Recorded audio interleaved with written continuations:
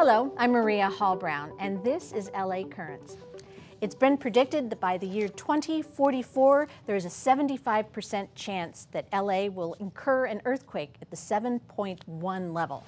And a lot of buildings need to be retrofitted here in Los Angeles. And to explain what buildings need to be retrofitted and how that whole process is taking place, I am delighted to welcome Chief Building Inspector Jeff Napier of the LA Department of Building and Safety. So nice to have you with me. Hi, Maria. Thank you. It's nice to be here. Thanks. All right. There is an ordinance on the books that was put in 2015 that is called the Mandatory Earthquake Hazard Reduction in Existing Wood Frame Buildings with Soft, Weak, or Open Front Doors. That's a lot of words. What does that mean? Yeah, that is. Okay, so for the layperson, you see these older apartment buildings all throughout the city with little poles holding up the upper stories. Those are typically what we would call a soft story building. Okay. The definition is 2 stories of wood frame construction with an open, let's say, tuck under parking, right? Or a similar space underneath with open wall lines where we don't have the proper shear paneling and supports to resist the forces of lateral forces in an earthquake. So these are buildings that were designed prior to the building codes of January 1st, 1978. They consist of 2 or more stories of wood framing, and they are 3 units or less are exempt from the program. But that, in a nutshell, is what these buildings are. So what happens to these buildings in an earthquake that requires an ordinance to have been passed? So we all know in the Northridge earthquake, these types of buildings did not perform very well. The forces that hit, the buildings were designed to support the vertical loads of the building, but they were not necessarily designed for the lateral or the horizontal forces of an earthquake. So the buildings, top heavy, create a little bit of momentum, and they collapsed onto the lower stories. There were quite a significant loss of life in that earthquake. The building code has adapted, and these buildings need to be upgraded so that they can withstand these forces. I should actually know the answer to this, but what was the magnitude of the Northridge quake? I believe it was a 6.7 is what it ended up being downgraded to. I think it originally went from a 7.0 to a 6.7. Don't quote me on that, but okay. I believe that's what it was, yes. Because, we, in fact, just a year ago experienced a 7.1 earthquake. Obviously, it was farther out. It was more out in the desert areas than here in Los Angeles. What would have happened here in LA if we had had a 7.1? Well, that's, hard to say. Let's hope that it wouldn't have been as bad as the Northridge earthquake. But, there could have been significant loss of life and obviously a lot of damage to a lot of structures and, a lot of monetary loss to the city. Okay, so that's considered a soft story, but there's this other thing called an open front wall. Is that literally the same building, or is it a different type of building? Yeah, so what you're looking at when we say an open wall line, so imagine a whole bunch of posts in a row. Normally, in today's code, we would see what we would call shear walls, or walls that would fill in those voids, right? And those resist the lateral forces in a greater capacity. When you have an open wall line, that means that it's literally a row of posts with spaces in between. Those spaces are vulnerable, or the connections from the post to the upper stories are very vulnerable. So what we're doing now is we're strengthening those buildings to absorb those forces. Okay, so what is the ordinance? What was the ordinance, and what's the time frame? Because there's a huge window, of time that people are able to comply with this. Right. So the ordinance, what happens if you're to receive an order to comply from the department? That means your building was one of the almost 13,000 buildings in the city that was identified as being potentially at risk. Yeah, potentially at risk. Let's put it that way. So you would receive an order to comply. At that point, what the ordinance says is that you have to hire an engineer or an architect licensed in the state of California to perform a structural analysis of the building. That structural analysis will address those connections and whether the building can withstand another earthquake. If the building was built okay as is, those plans are submitted to our department and we'll review that and you'll be okay. Most of the time, these buildings are going to require plans are submitted with a retrofit component to strengthen these buildings up. The public has, or the building owner, I should say, has 2 years in which to submit the plans to the department. Within 3.5 years, they have to obtain the permits to either start the construction or demolish the building, and 7 years to ultimately fully comply. demolish the building as one of the options. One of the options that the owner can weigh out is looking at what they have there. I mean, we would prefer that they would retrofit the buildings. We have a lot of affordable housing in these types of units or these types of buildings. So it is an option. They can weigh the cost benefits of either retrofitting or demolishing and rebuilding. When I was kind of doing my due diligence and sort of looking at where these 13,000 buildings are, they're basically broken into council districts. Yes. So is there a portion of Los Angeles that has the highest predominance of these buildings versus other places? I don't know that offhand. I do know that monthly we put out the reports and they're broken down by council district. Right. So overall, we've got a great success rate. If anyone's interested in looking at the results per council district, it's posted on our website at ladbs.org under the Softstory link. What is required? You're a building inspector, so I imagine that you have some sort of comprehensive understanding of how a building can be built and rebuilt and built again.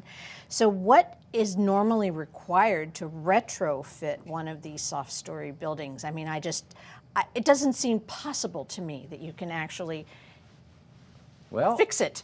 These folks out there are pretty creative. We're seeing a lot of proprietary type installations where certain companies have come up with their own products that address these type of issues, and they're a little easier to install. In a nutshell, what happens is the contractor comes in, they put in temporary supports to support the upper floors because the weakness is on the lower floor where the tuck under parking, the typical tuck under parking, if you will, is. What they then do is start to do the excavations for the big concrete beam that has to go underneath. Once they get that in place, they call for inspection. There's certain stages of construction that require inspection. It also requires special inspection where we have what we call deputy inspectors that are on site during the construction for quality control. So in a nutshell, the grade beam is poured. This is what the big concrete foundation is. Typically they will pour cement around the steel columns, which are called moment frames. They're called steel moment resisting frames. So big, huge steel I-beams go into the ground. The concrete surrounds those to give you a nice tight connection at the bottom. As you come up, there's a cross member that connects to it. It's welded, bolted, put into place. This is a real nice stiff frame now, if you will, that won't allow the building to shift as much back and forth. Though that element is then connected to the floors above. So the good part about it is the tenants usually aren't significantly impacted. Of course, there's always the noise and the dust that goes with it. But they don't have to move. In most cases, yeah. I'm sure not in every case.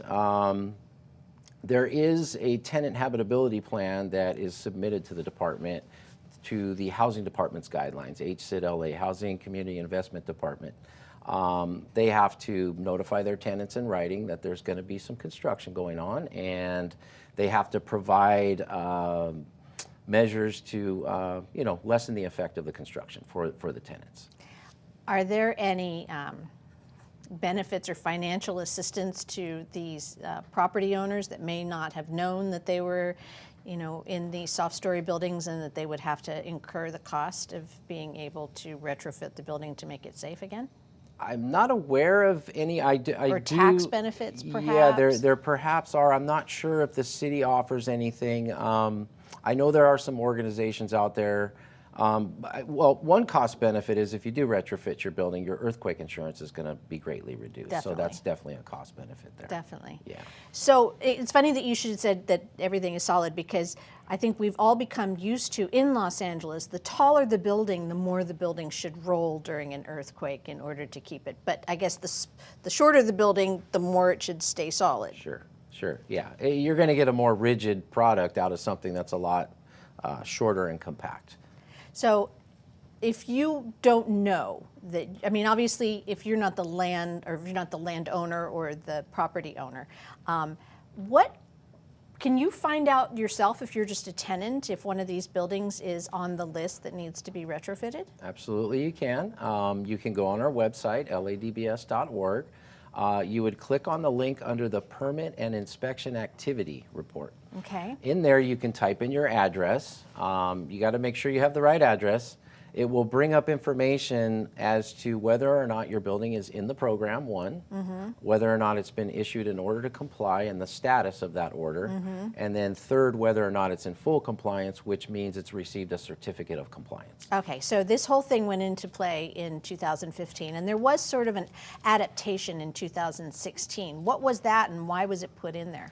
Yeah, so that was what we would call a cleanup ordinance. There was some engineering analysis and language that was cleaned up. Okay. Also, well, primarily, it gave people more time to comply. Okay, because what's the increased the period time. in time that between, oh, you've been served, and oh, you better fix it, and oh, it's done fixed? Right. So it's, 2 years from when receiving the order to comply, you would need to submit the plans.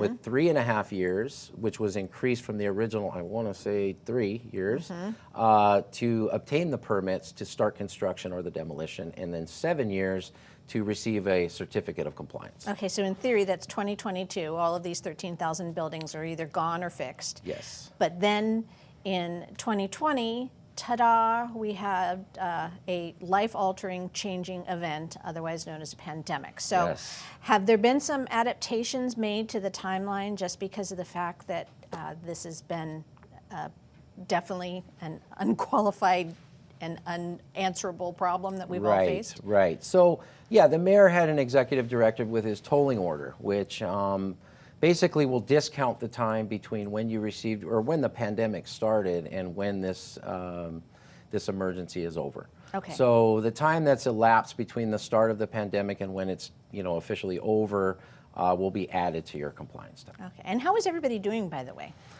It's doing very well. I believe at this point we have a 93% compliance Wow. rate of plans being submitted, which was the first round of the orders, or the Sure. first phase, if you will. The second phase, which is the 3.5 years to obtain permits, I believe we're at 60% compliant as of October 1st, and 33% of the buildings have actually fully complied out of almost 16,000. So that's pretty incredible. I didn't realize that there were that many buildings, but it makes sense because parking is a premium and that kind of thing to create these parking spaces underneath the property. Now I'm going to look at these buildings a lot differently, I guarantee it.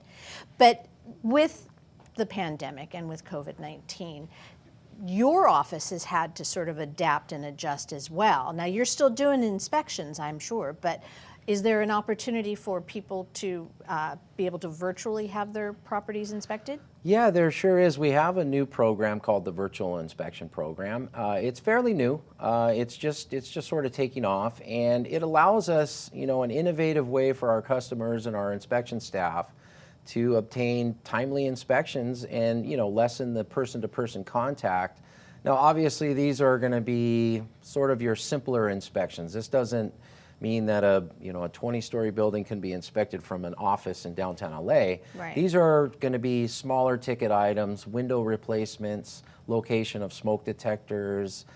Sometimes the contractor will get a correction. These will be re-inspections of a simple correction that instead of putting an inspector in the car, getting out on the road, emitting carbon dioxide and contributing to traffic. Right. It allows us to do a really quick inspection through a real-time live streaming. So you can actually camera. talk them, you talking talk them them through it. around. Exactly.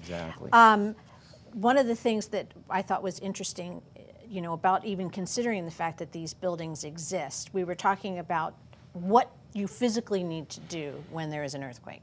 So, for example, let's say that you are now in one of these open front wall buildings that may or may not have been retrofitted, or you are in one of these, soft story buildings. What's the best thing to do if you start to feel an earthquake? I mean, where's the safest place to be, and how do you get there? And we're not supposed to be in door frames anymore. I mean, where are we supposed to go, in particular with those types of buildings? Yeah, I would go with what the experts say and just say, drop, cover, and hold on. It's really not safe to run outside. Let alone the buildings, we have overhead power lines. We have a lot of hazards that can just present themselves by running outside. It's best to just get under something solid, a table, get underneath, drop cover, hold on. In these soft story type buildings, you're going to be above the weakness, so you'll be up on top.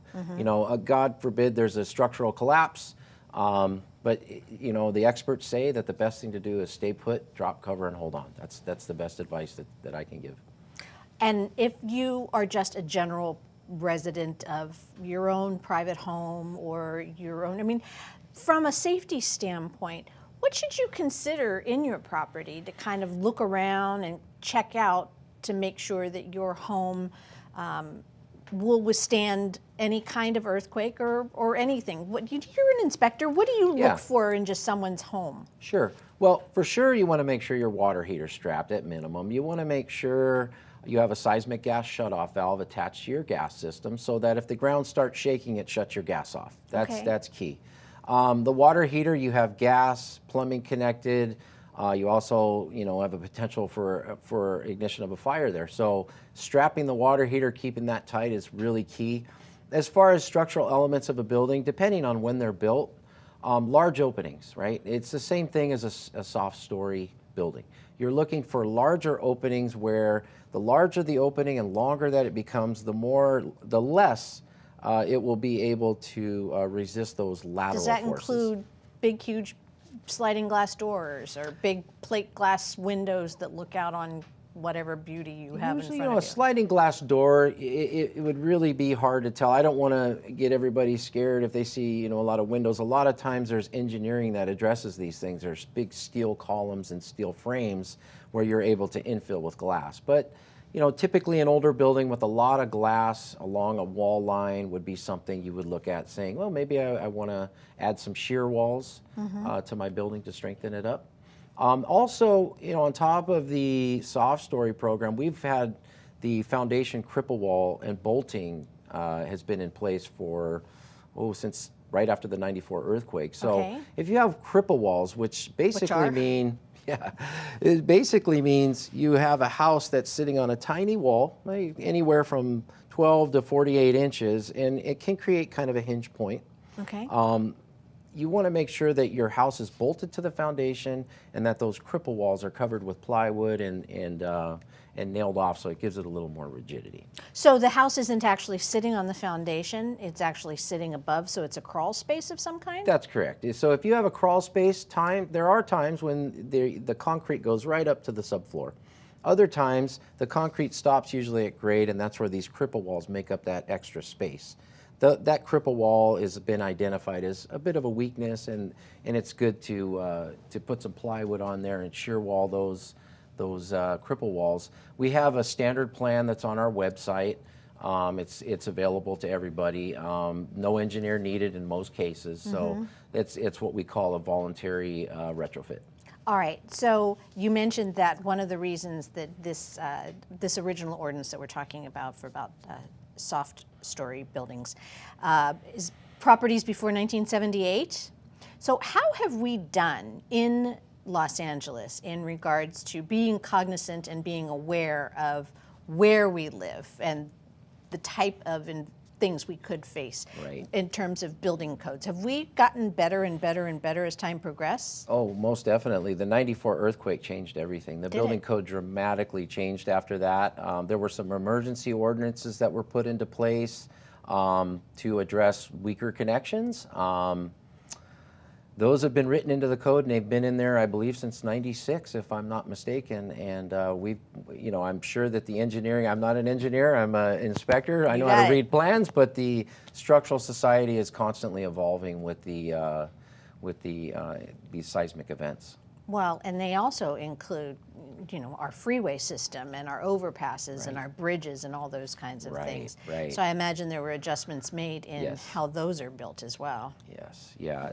We're seeing a lot of work on the freeways. Those are all under the jurisdiction of Caltrans, and Public Works takes care of most of the bridging and overpasses in the city. Yes. Do you have a favorite type of construction in terms of? Well, I'm biased because I was a framer by trade, so I love wood frame construction. It's just, I love looking at it. I love the shapes of it. I love the symmetrics of it, and the smell of freshly cut wood. It's just great.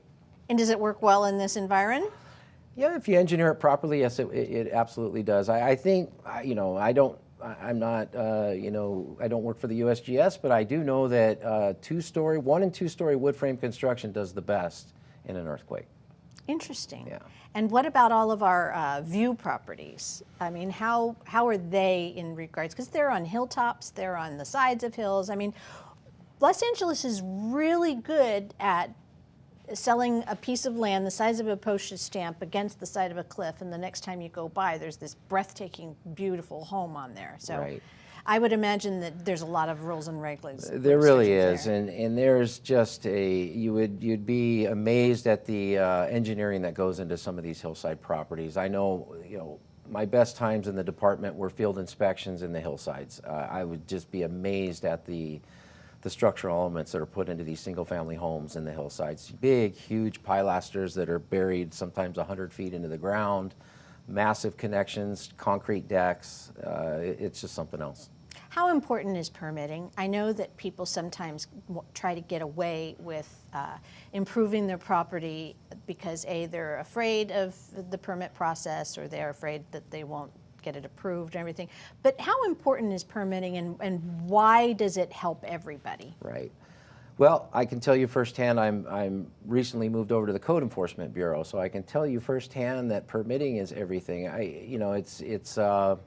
It's to your benefit to pull a permit. We're the eyes and ears for you when you're not there. We're the neutral party that comes in between the homeowner and the contractor to ensure we're protecting the homeowner and future homeowners of that property from structural failures and deficiencies and life safety. There's been a lot of very sticky, nasty situations about properties that have built without permits. And at the end of the day, you're not adding to your property value if you're not pulling a permit. You just made me think of something in terms of this ordinance about the retrofitting of these soft-story buildings. If in fact you go online and you find out that you are a property that may or may not be participating in the ordinance, is there something that a tenant can do? Can a tenant report that, or ask the question about their property, or do they have to go directly to their property owner? Can they? We would advise they would go through their property owner. Like I said, their best bet is to go on our website under the Permit and Inspection Report. It's otherwise known as the Property Activity Report. They can see there whether or not their building is a qualifier for the program. The question should be asked of the owner first. We have a system in place where we can track all these properties, and we assure you that we're staying on top of that. What are the other things that are some of the services? I mean, we're specifically talking about earthquake protection at this particular conversation, but the LA Department of Building and Safety is huge with an enormous array of different services that it offers. And I'm not asking you to go through all of them, but what are some of the general categories that the department offers? Well, we have our Code Enforcement Bureau. We have our Inspection Bureau. So we take complaints from the public for unapproved construction, uses that are not permitted, things like that. Obviously, the Inspection Bureau does all the permitted construction. We have our plan check and engineering. We also have our special events section where we issue permits for special events, outdoor special events, tenting, staging, such as the Oscars and things of that nature. But, we really have, I can say this much, that's pretty much the core of what we do. There are some, record research availabilities to the public where if they want to research their old building permits, they can come in and do that. So that's open to the public. But we've really made an effort to get through this pandemic by altering the way we do business. Just like every other business, we've really adapted to this environment. And we've put some safeguards into place. I just wanted to make sure we cover this in this interview, is that you can still come in, you can still submit your permits. I get a lot of questions from people just in my everyday passings that say, gosh, it must be really hard to get a permit. I want to do this addition to my house, but I'm so scared. I don't know what to do. I can't walk in and get a permit. Well, you certainly can. So we've put safeguards in place to protect the public and our staff, that they can come in, drop their plans off at our drop-off centers. For the Softstory program, you would need to do that at our Metro office located just down the road at 201 North Figueroa Street. Okay. For any other permit, you can go to any of our permit issuing offices.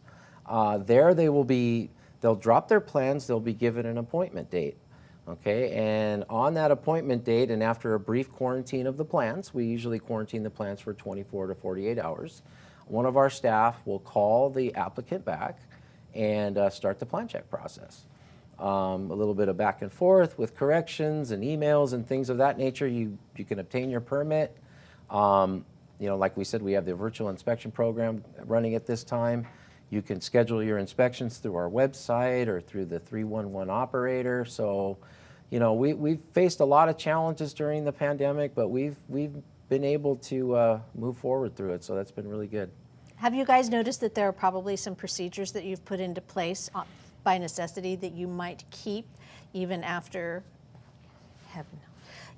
all of this is over and we get to return to a more normal existence? That's a good question. I hadn't put a lot of thought to that. I think the general hygiene and awareness of that. I mean, hand sanitizer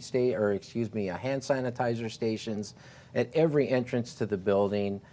Just being aware of obviously there were times when people would come to work not feeling well. I think those days are over. I sure hope so. I know it's not funny, and I know that this is a very serious subject, but quarantining the plans for 24 hours. I just had this really this cute picture of, we're going to babysit you here for 24 hours before your mommy can come talk to you again. I don't know why I found that to be very, but it's good to know. It adds a level of safety and security to people who are continuing with their building and with their adaptations. Because I'm sure a lot of people, we're in the middle of things when all of this started, and they need to finish.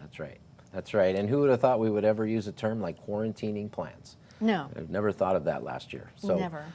Like we said, we've adapted to what we have, and we want to, it's very important for us to contribute to the economic wellness of this city by moving forward and keeping the construction going and development going, and, keeping our customers and our citizens and visitors of the city of Los Angeles safe through inspections and plan check. All right.